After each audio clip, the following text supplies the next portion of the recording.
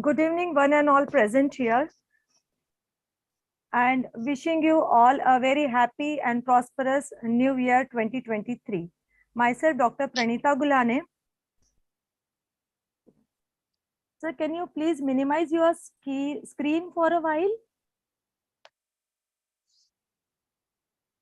Hello, Dr. Pardon? Tikam, sir. Yeah, please. I'm doing. Yes. Okay. I think Principal sir has left the meeting. Just for a while, sir. Okay.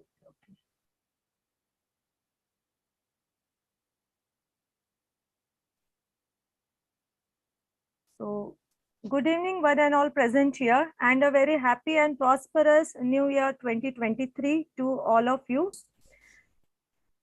I welcome you all on the behalf of the organizing committees, Honorable Principal Professor Mahendra Dhore Sir, Science College, Congress Nagar, Nagpur, and Honorable President, Microbiologist Society, India, Dr. A.M. Deshmukh Sir. On behalf of the organizing committee, I welcome our eminent speaker of today's guest lecture, Dr. Tikam Chand Dakal Sir from California, USA, and all the participants of today's lecture series who have joined today's guest lecture.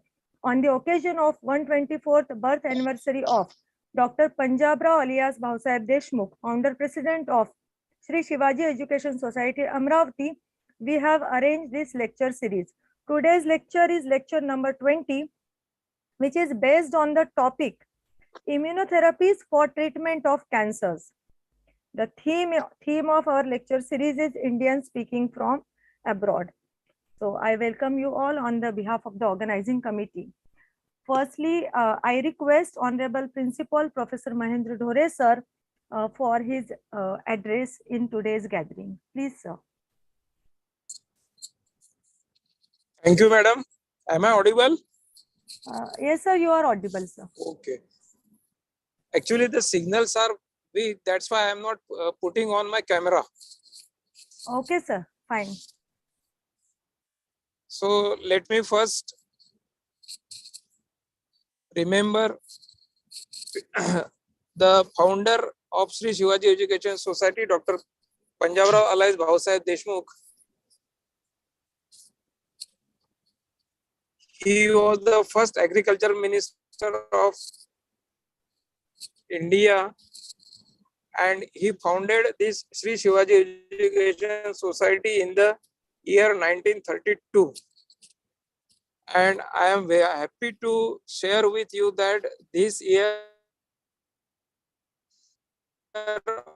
on 27th of December, 124th birth anniversary, and on the occasion of celebration of this 124th birth anniversary of our founder president, Dr. Panjabrao alias Bhausaheb Deshmukh, a great initiative has been made by our Department of Microbiology and Microbiology Society of India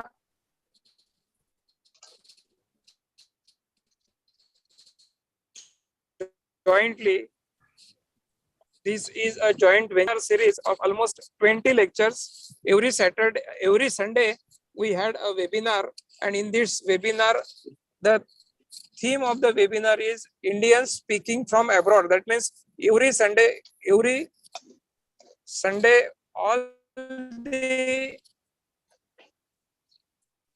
Indian microbiology scientists working abroad were invited to deliver talks, and that will help the students and teachers and researchers fraternity from India. So as far as the today's lecture is today's webinar is concerned, today I am happy to welcome Dr. Tikam Chand Dakal from USA. He is staff scientist, Beckman Research Institute of the City of Hope, California. Welcome, Tikam sir. I also welcome here the president of Microbiology Society, Dr. A.M. Deshmukh sir. He has been always kind enough with us. I am thankful to all the office bearers of Microbiology Society of India that for allowing us to host this series of webinars, wherein we are having every Sunday the top scientists from the globe to share their ideas, their research experiences with the students and research community. So I take this opportunity to specially thank the President of Microbiology Society of India, Dr. Deshmukh sir. Sir, thank you very much for giving us an opportunity to host this webinar series. At the same time, I must congratulate Madam Ulhane for organizing such activity on the occasion of 124th birth anniversary of our founder president, Dr. Panjabrao Alais Bhausaheb Deshmukh. I hope the the lecture series based on this, the theme of India speaking from abroad has attracted and has benefited many of the research scholars and teachers in India. On this virtual platform, academicians and researchers of Indian origin have been invited to deliver the talks. To name a few, I would like to share with you that the researchers or the scientists from USA, Malaysia, China, Finland, Italy, South Korea, France, New York, Saudi Arabia, Dubai, Kenya, Netherlands, UK, and Ireland. Almost whole globe has been covered by our eminent resource persons for this webinar series. And for this, I must congratulate and thank all the office bearers of Microbiology Society of India for coordinating this event and letting us to be part of this great activity. I am sure these lectures were very much helpful to inspire the students, research scholars, academicians to pursue their education and career in abroad. This lecture series is appreciated for its innovative idea of making available this platform for participants who could receive the proper guidance and help for their higher studies and jobs abroad.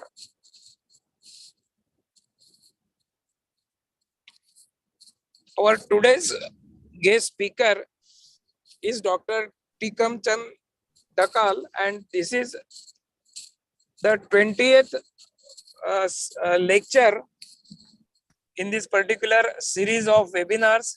So I once again welcome Dr. Tikam Chand Dakal from California, and I would also thank Deshmukh sir for giving us this opportunity. I wish this webinar a grand success.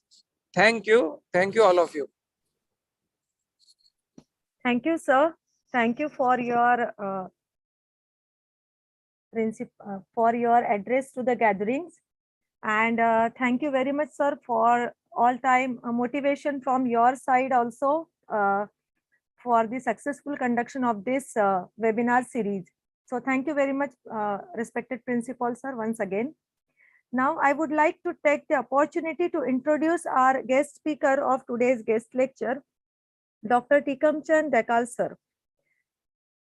He has in his previous experiences as a professional and academic experience, he was assistant professor at Genome and Computational Biology Laboratory at Udaipur, Rajasthan from 2017 to 2018. Before that, he was assistant professor in biotechnology from University of Biopharmaceutical Sciences, Chandigarh University, Punjab. Before that, he was in 2015 a postdoctorate fellow at Canada Hospital Maisonneuve Rosemont University of Montreal, Canada. From 2007 to 2011, he was a trainee as well as junior and senior research fellow at CSIR Institute of Microbial Technology, Chandigarh. From 2011 to 14, he was a PhD scholar at University of Modena and Reggio Emilia at Italy. In his academic qualification, he has pursued his master's degree in biotechnology from Mohanlal Sukhadia University, Udaipur, Rajasthan.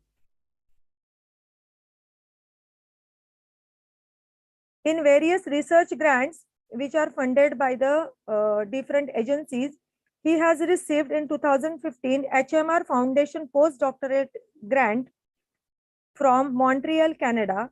In 2018 to 20, he is the recipient of UGC Startup Fellowship from UGC New Delhi. In 2018 to 2021, he is the recipient of DST Early Career Research Grant of 32.59 lakhs from DST SERB New Delhi. In awards and accolades, he is the recipient of first prize in national level article writing and publication competition from Microbiologist Society in 2021. Before this, Best Teacher Award by the Microbiologist Society India. He is appointed as the State Coordinator of Rajasthan of Academic Activities by Microbiologist Society. He has received Academic Excellence Award by Institute of Sciences, Bangalore, Research Excellence Award, then Travel Award for 43rd Annual Meeting at the Japan Neurosciences Society Neuroscience in 2020. He is selected among top 200 researchers in India in Ministry of Human Research and Development, Government of India, COVID-19 Samadhan Challenge.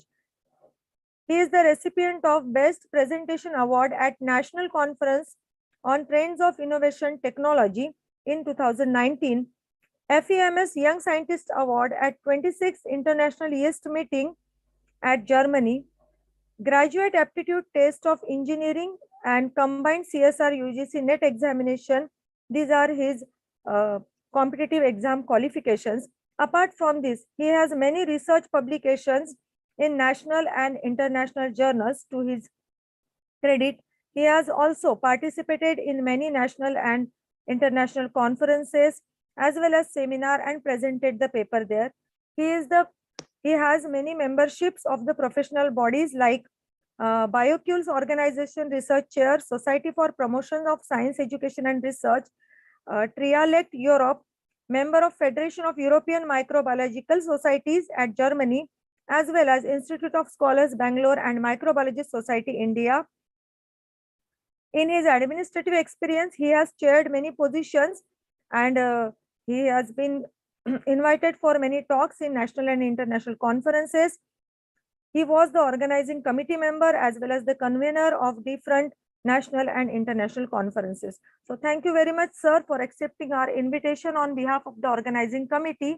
And I would like to request you for your guest lecture in today's guest lecture, which is based on the theme Indian speaking from abroad. Please, sir. Thank you, Dr. Parinita, once again for this opportunity. And on this occasion, I would like to also thank you as well as the principal of Science College for this opportunity, and also Professor Deshmukh for this wonderful opportunity to bring me here on this platform once again, which is the one of the best platform for spreading the knowledge of science and the microbiology especially to the world. So I'm sharing my screen, and please let me know if I'm audible like nicely or not. You are audible, sir, but your voice is breaking. Okay, I will take care of that. Thank you. No, I can hear you clearly. Okay. So maybe from my side there is some Okay. network issue. Yes. Is my presentation visible now? Yes, Yes, visible. sir. Okay. First of all, I would like to thank you once again. And I'm starting my presentation. The topic of the presentation is immunotherapies for the treatment of cancers, with a special emphasis on CIK immunotherapy for the gastric cancer. So it's basically about the immunotherapies that we have currently for different treatment of different diseases. In particular, I would be talking about the treatment of cancer. So immunotherapies are nowadays the best options, best treatment options for the treatment of cancers. And also these type of treatment therapies are getting their way into the treatment therapies of different diseases also, including COVID-19 also. So in my today's topic, I would be discussing about the what are the cancer immunotherapies, and what is its relevance to the gastric cancer, what is the current scenario of the problem in relation to the gastric cancer, and how cancer immunotherapies in particular, I would be talking about the CIK therapy and how this CIK therapy can be implemented for the treatment of the gastric cancer, and what are the significance and what we could expect from the CIK therapy in the treatment of gastric cancer. If we talk about the cancer immunotherapies, according to the NIH, National Cancer Institute, immunotherapy is a type of cancer treatment that helps your immune system to fight cancer. So this is basically very simple definition of the cancer immunotherapy. But here the keyword is helps your immune system. So helping your immune system, it means that it can modulate your immune system, it can target your immune system, it can assist your immune system, it can make some changes in the immune system so as to fight the cancer. And according to this, we have different type of cancer immunotherapies. They can be categorized into many categories. Now here, for your convenience, I have categorized them into 6 categories. First one is the specific and the targeted therapies that that includes immune checkpoint inhibitors based therapies, monoclonal antibodies based therapies. The second one is CAR T cell therapy, which may be combined with NK cell therapy. It is NK cell therapy is a different kind of therapy. It is also used for the treatment of cancer. We have cancer vaccines also. There are some new vaccines coming up these days and going into the clinical trials. And we have also some previously used vaccines that were previously used for the treatment of other diseases, and those vaccines can be repurposed for the treatment of the cancer. So we have cancer vaccines also in this way. We have some non-specific immunotherapies where we basically use immunomodulators such as cytokines, chemokines. Then we have the oncolytic cancer therapies also. This is an emerging approach for the treatment of cancer. And the last one, we have the adoptive cell-based therapy, where we have the CIK cell therapy, about which I would be talking into detail today. So before going into more details, I would just like to introduce you to a person, Dr. William B. Coley. He was the father of the cancer immunotherapy, basically. And he was the person who used the toxins to cure the cancer. And he was the person who first used the immunotherapeutic based approach for the treatment of cancer. So, and after that, in the span of almost like 130 years, we have seen a lot of advancement in the field of cancer immunotherapy. From 1893, the first patient injected with the Coley's toxin. Then we have in 1976, we have the discovery of the IL-2 that enables expansion of cultured lymphocytes. Then in 1987, we have the CTLA4 discovered. Then in 1989, we had first generation of CAR T cell based therapies. Then 1992, we have FDA approval of the IL-2. 1992, also we had the PD-1 discovered. So these are the immunotherapies, and the trend is like, the history is still not finished. In like 2008, CAR T cell therapy became more advanced with the demonstration of clinical responses in the patient with B-cell lymphomas. And then FDA in 2010, it approved the first cancer vaccine. Likewise, CDLA inhibitors, CTLA4 inhibitors, PD-1 inhibitors, PD-L1 inhibitors were also included into the cancer immunotherapy. And now, until now, there are many cancer immunotherapies, as I have already summarized into the 6 categories. Many cancer immunotherapies have already been developed for the treatment of cancer. So one by one, if I brief about these therapies, So in the first therapy, we have the immune checkpoint inhibitors. When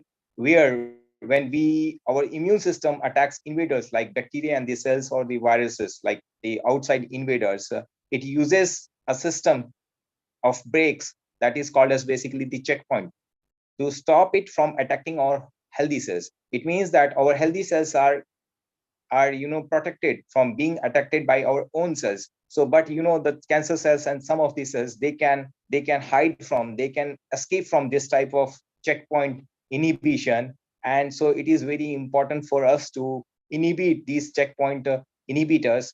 So these inhibitors are like PD-1 inhibitors, PDL1 inhibitors, CTLA inhibitors, TF inhibitors. All these are checkpoint inhibitors. And if we can inhibit these,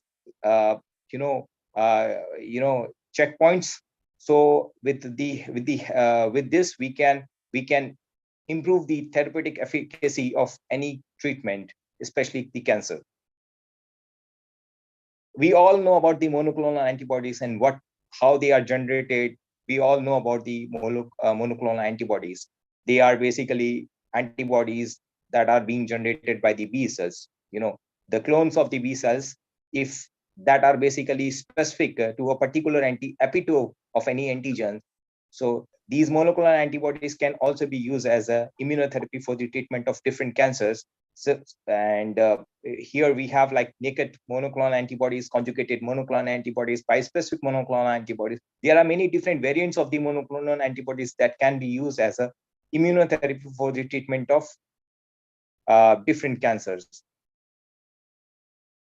We have CAR T cell therapy, which is chimeric antigen receptor modified T cell therapy, which includes T cells genetically engineered to express CAR. CAR is chimeric antigen receptor, which can specifically recognize their target antigens via the SCFP binding domain of the CAR, and resulting into the activation of the T cells, and which, because the T cells, they are cytotoxic T cells, they can specifically target and destroy the tumor cells. Here, the major role of the T cells are CD8 positive T cells that specifically they can target the cancer cells and they can destroy the cancer cells. We have two CAR T cell therapies FDA approved also. Mentioned here is one is Kymriah and second one is the Yescarta. So we can also combine this CAR T cell therapy with the natural killer cell based therapy, NK cell therapy, to further enhance the efficacy of this particular type of immunotherapeutic treatment for the cancer treatment. As I already mentioned, that we have a different kind of cancer vaccines also. So vaccines may be newly developed vaccines specifically for treatment of some particular type of cancers, or maybe we can have the vaccines for some other disease which we can repurpose and we can use for the treatment of cancers. Here, like we have the BCG, which is basically used for some other disease, but here we can use for the early stage bladder cancer also. So there are many other cancer vaccines that are under clinical trials, and they will be coming up after successful clinical trials. So they will be available in the market after FDA approval. So for the immunomodulator, we have different kind of interleukins such as IL-2, IL-12, and there are many other kind of interleukins and interferon. These interferons and many other kind of immunomodulators, synthetic or natural, that are produced inside our body, they can also modulate our immune system, and they can make our immune system better to fight against the different type of cancers. Oncolytic virus therapy, this is basically a very emerging field of cancer therapy, where we have the treatment using a virus that can replicate itself to kill the cancer cells. And there are many species of viruses, but not all of them can be designed to be an oncolytic virus. So here the main theme is that we can use the viruses also to kill the cancer cells, because the virus can replicate and they can kill the cancer cells. So it's not very new, but from many years, like from 1935, we are using this type of therapy. But so far also, we have not achieved full success in developing this this therapy for the clinical applications, but we are doing level best in like, researchers are doing level best in taking up this therapy for the treatment of cancer. Then we have the adoptive cell therapy. This group of treatment removes some of your immune cells and either boosts their number or changes them into the lab so that they can find and kill more cancer cells. It is basically a adoptive cell therapy, where what we usually do is that we take out the cells from our body, we make them more like, immuno competent, or we increase their number and we reinfuse them inside our body, and so that our system can fight against the cancer easily. So this is basically the adoptive cell therapy, where we have the tumor infiltrate TIL, tumor infiltrating lymphocyte therapy, or engineered T cell receptor therapy. We have two different type of adoptive cell therapy. So in today's lecture, I would be focused on what is CIK cell-based therapy and how this CIK cell-based therapy can be used for the treatment of gastric cancer. So basically, CIK cell therapy is, hello, am I audible?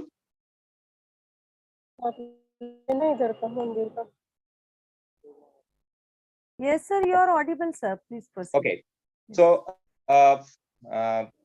about the CIK cell therapy, it is cytokine-induced killer cell therapy, which belongs to the category of the adoptive cell therapy, where we utilize the cultivated and activated CIK cells to fight the abnormal or altered cells, such as the tumor cells. And in this way, we augment the patient's own immune system. It is basically an adoptive cell therapy where our altered cells, such as the cancer cells, they are being treated by our own cells after being removal of the cells from our own body and increasing their number, or making them more immunocompetent to fight against the cancer cells. So here in this CIK cell therapy, we have the CIK induced killer cells that are basically non-major histocompatibility complex restricted CD3 positive, CD356 positive T cells that take advantage of the body's natural ability to eliminate tumor cells by stimulating and restoring the immune system to recognize and kill the tumor cells.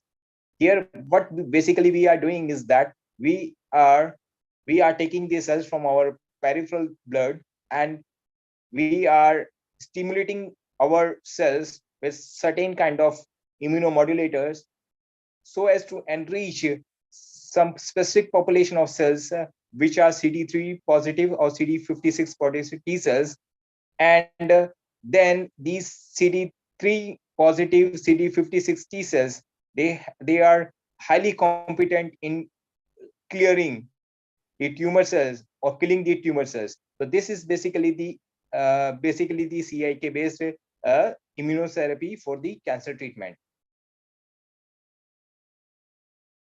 So starting from the fundamental immunology, we all know that our body contains a lot of immune cells, neutrophils, basophils, eosinophils, T cells, B cells, NK cells, mast cells, macrophages, dendritic cells. There are many different kind of immune cells. And if we talk about the immune cells, basically, they can be categorized from the point of their origin from the stem cells. They can be of myeloid origin, they can be of the lymphoid origin. So here from the lymphoid origin, we have T cells and the B cells. The T cells, they can further be divided into CD4 positive T cells, CD8 positive T cells, and the CD8 positive T cells, they are basically cytotoxic T cells that can target the cancer cells and they can kill the cancer cells.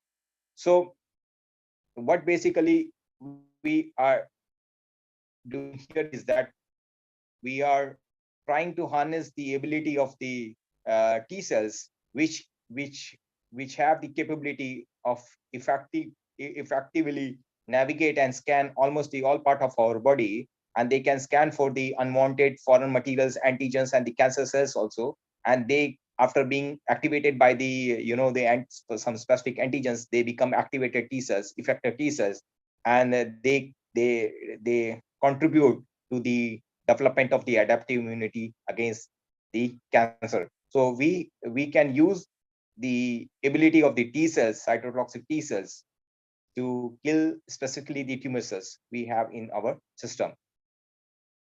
So how we are doing everything is like that. This photo is not so very much clear, but I tried to get a very clear photo, but I couldn't get from the internet. So, but this is like the most very simplest form, simplest way to explain this therapy. So that's why I choose this particular picture. Here we have the first step is the isolation of the PBMC, peripheral blood mononucleus, which has the population of B cells, T cells, and some other cells also. So what we do after we have the isolation of these cells from the patient, we can stimulate the cells with some interferon gamma or immunomodulators such as IL-2 with some specific protocol. And what we can do, we can expand them. We can expand their number. We can make them immunocompetent. We can expand them into CD3 positive, CD56 positive T cells. And then when they become more expanded, we can collect the cells. We can infuse back to the patients, the same patient. And in this way, with the more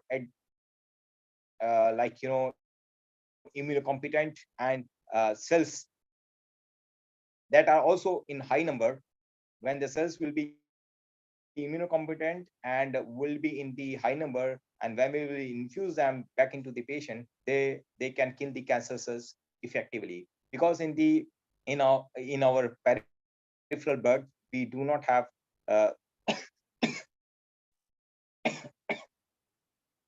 we do not have enough number of this type of cells. So what basically we are doing, we are isolating those cells and we are stimulating them to make them more immunocompetent. And also we want to increase the number of those cells, and then we will infuse them back into the patient so that they can tackle the disease very effectively.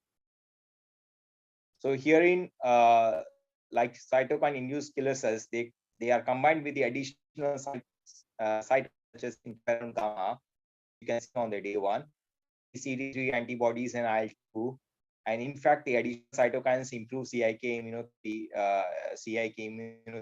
based anti-tumor of the CIK cells also. So the thing is that here the immunology, the basic immunology is being used here with the help of some immunomodulators, interferon gamma and IL-2, and also we can use some other cytokines that can specifically activate our T cells, especially the cytotoxic T lymphocytes, plus together with the NK cells. If both cells get activated, then we can have a population of cells that can target the cancer cells more effectively, and would be a very effective treatment for the cancer. So if we talk about the relevance to the gastric cancer, because here the topic is of interest in the gastric cancer. So Helicobacter pyroly is the gram-negative, a bacterium that colonizes in the gastric mucosa, and it is the main causal organism for the gastric cancer also, and many of the gastric diseases also we have. So the Helicobacter pyroly it has been classified as the class 1 carcinogen also by the WHO.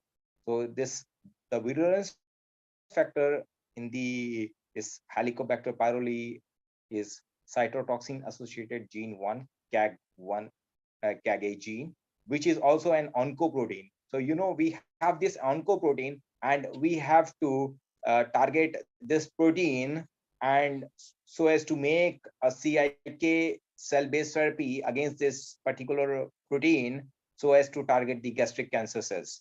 So in this way, the aim is to target this particular CAG protein and to develop a CIK based immunotherapy for the treatment of gastric cancer. And this CAG protein, it basically activates AKT pathway, and it stops, it inhibits the chemotherapeutic induced apoptosis in gastric cells also. So it is responsible for the tumor progression as well as for the drug resistance. And we also know that the CAG protein and other toxin that are being secreted by Helicobacter pyroli, they affects the T cell proliferation and MSC class 2 dependent antigen processing and presentation also. So in this way, the the cells, the Helicobacter pyroli, they they are able to survive in the gastric mucosa, and they can initiate cancer, and they can develop cancer also.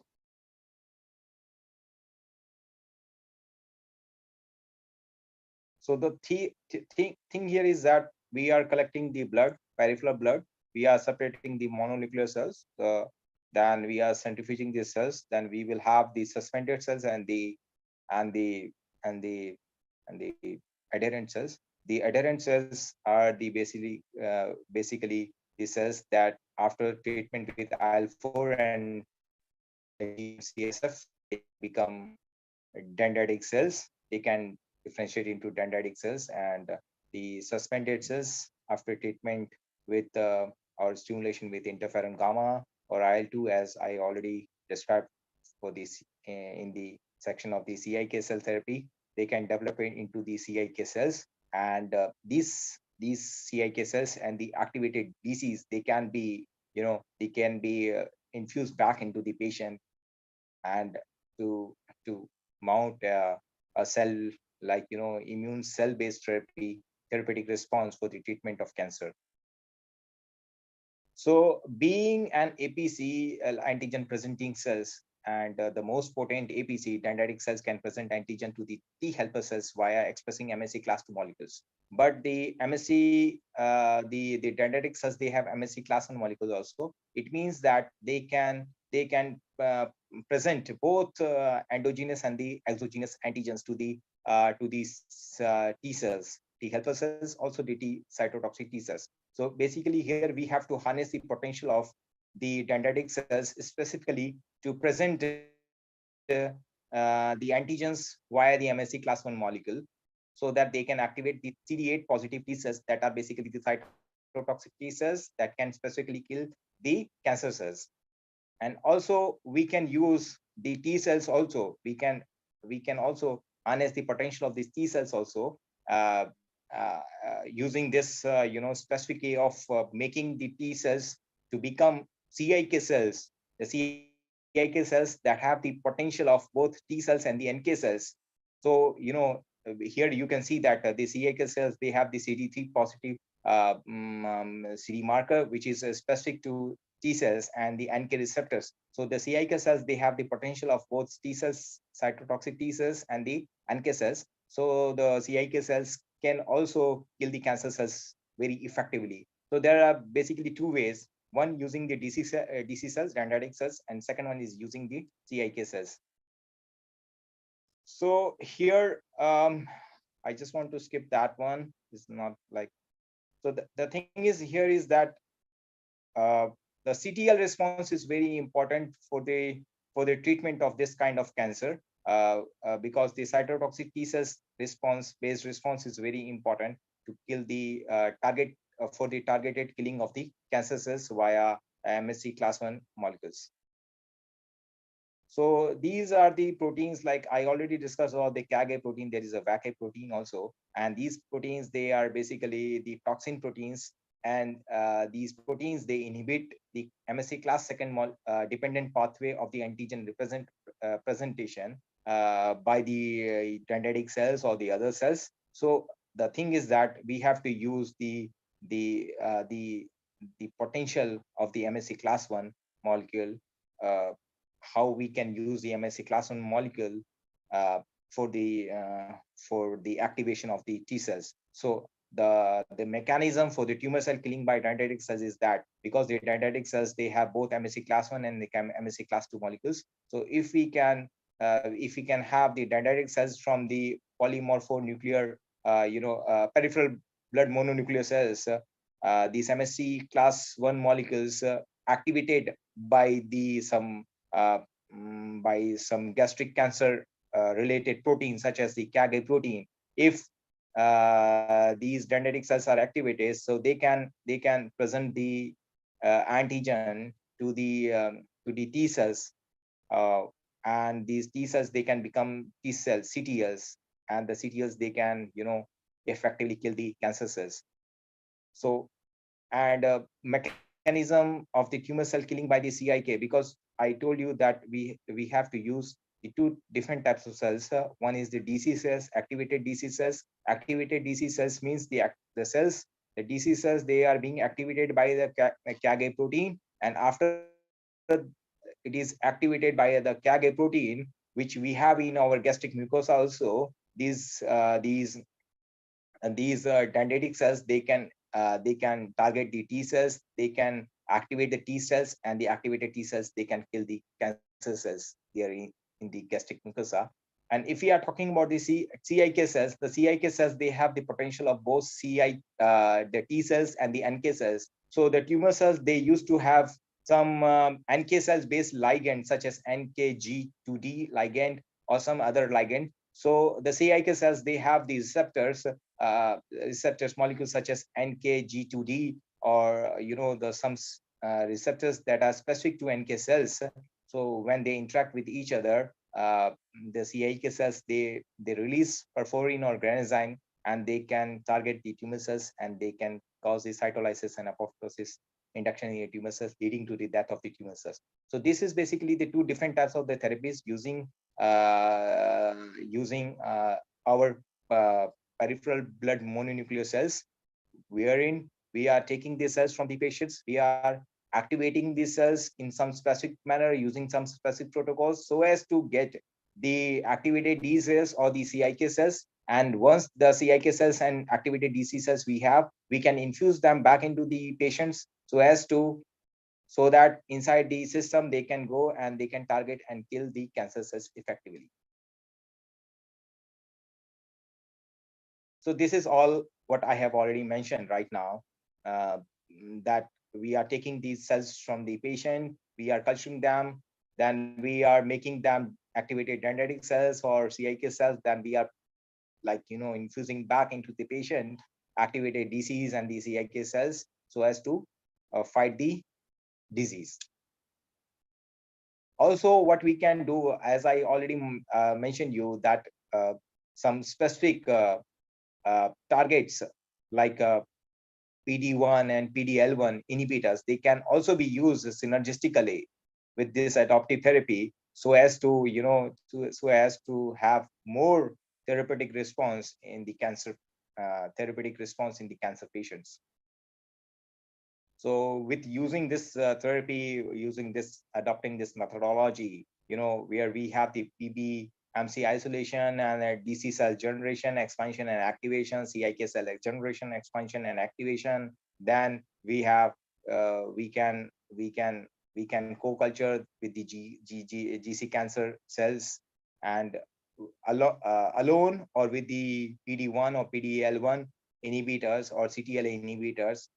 This can be done in the laboratory setting, and then if we get the good results, then we can use this therapy as a clinical trial in the patients also, and then we can measure the cytotoxic effect of the CIK cell therapy or the DC based cell therapy for the treatment of the cancer. We can measure the patient's overall survival, progression-free survival, and other survival outcomes. So I expect that if we use this type of therapy, this can be a very good adjuvant therapy for the treatment of cancer.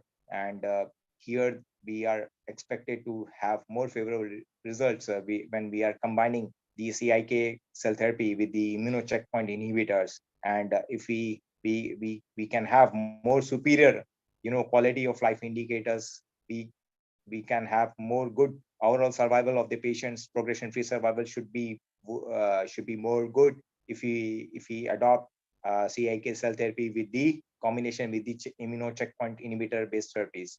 So significance is that therapies can be very effective therapy for the and also the very good adoptive adjuvant immunotherapy for the good improved clinical outcomes in the patient with the gastric cancers. And also with this therapy, we can overcome the problem of the multiple drug resistance also, and also we can take care of tumor recurrence also. So thank you for everyone for listening to me. If you have any question regarding this presentation, I'm happy to answer. Please, over to Dr. Parinita, please. Yes, sir. Thank you very much, sir, for your elaborative lecture on the topic, which is immunotherapies for treatment of cancers, especially the gastric cancers. So you have given a detailed account on the various types of the therapies which are being used for the treatment of such types of cancers. So I'm requesting the participants, if they have any queries, they can please ask or put in the chat box.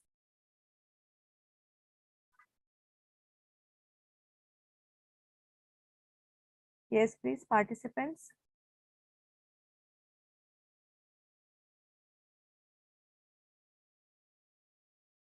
Okay.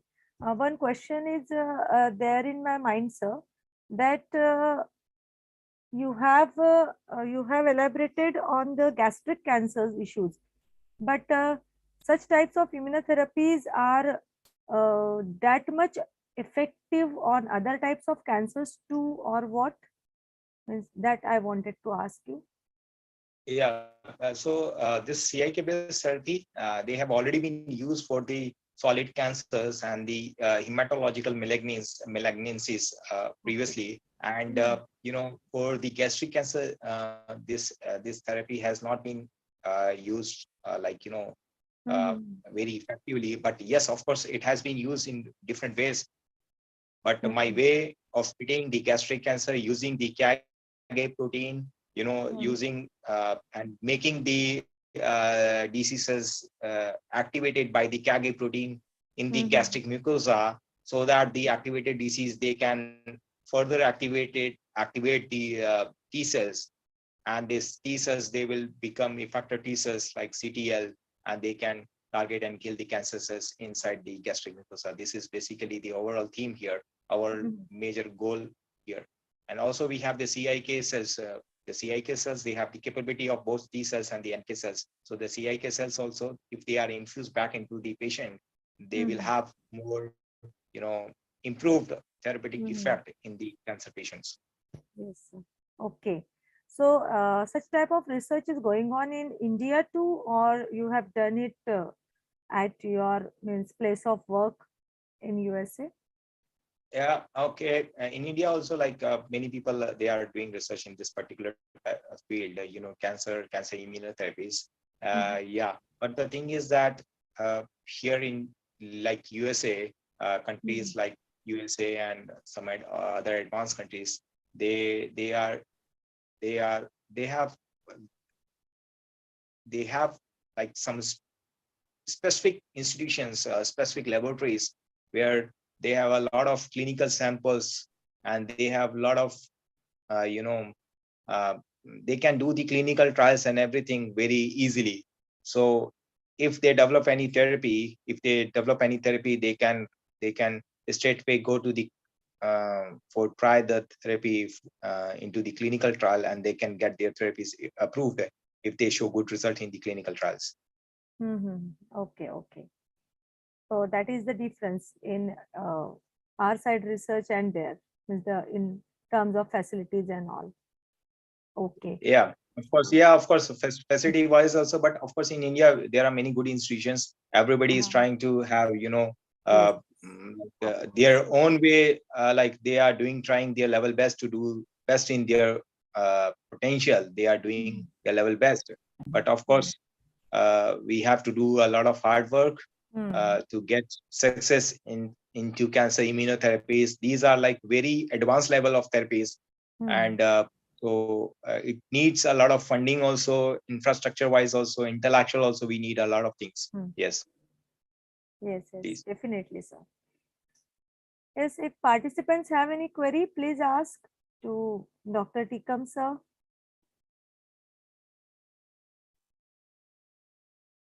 Okay, so thank you, sir, for your precious time on the 1st of January 2023 on the New Year day. Especially you have given your precious time for today's guest lecture, and really you have emphasized on the very important topic today.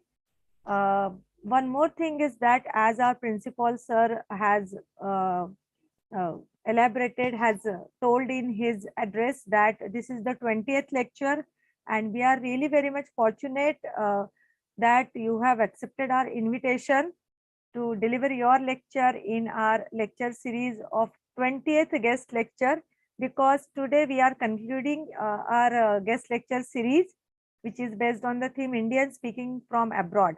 Yes, there is a lot response from participants of academics, as well as from the industrialists also, researchers also, because we are live streaming this lecture on the YouTube channel, so that if the participants are not able to join such lectures at that particular time, then they can visit that site and they can go through that particular video. So this is the facility, and I think that this lecture series, why it has got such a huge response, because this is very much important, that this is inspirational for our participants, because no one can guide. Mostly what happens is students are not get a proper guidance, that how to reach abroad, how to seek for the fellowships, or how to go for any education for higher studies in abroad.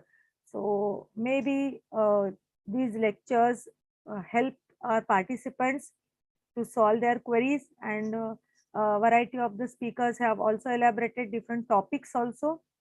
So thank you very much, sir.